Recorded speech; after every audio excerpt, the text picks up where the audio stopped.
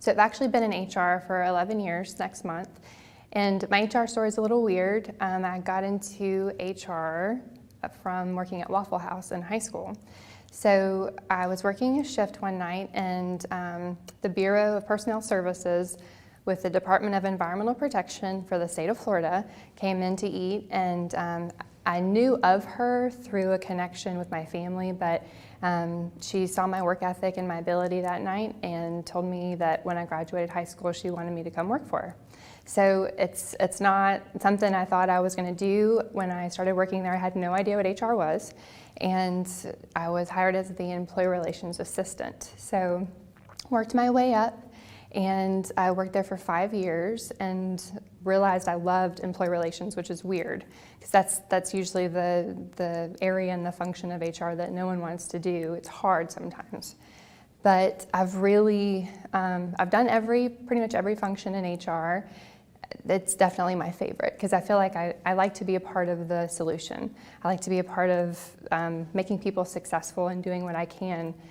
HR is in a unique position to do that. And recently, I actually had an employee come to my office and tell me she was interested in a management role.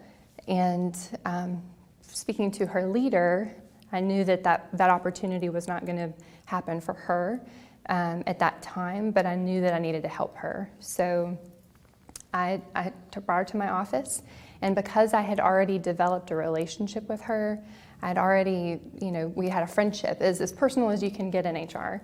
I was able to sit down with her and tell her, these are some of the things that I think we need to work on for you to change the perception. And you can do that, and you can be successful. And it was difficult, but I think she knew I was coming from a good place, and I wanted to help her be successful and move to that next level because she obviously wanted to. She had a drive to do it. She came to me.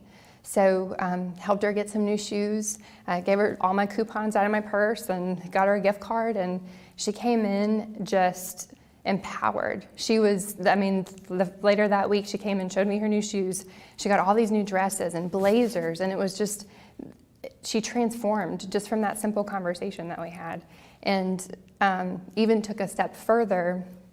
Last week she came to me and told me that she wanted advice on reading materials and articles. Like what can I do to better myself? What do I need to do to change not only my perception of me externally, but now internally, to set myself apart from my peers and outside, recruits that would get that position. So it's just, seeing her has just been, it's such a simple story, but it's empowering for me to know HR truly has the ability to make a difference in someone's life.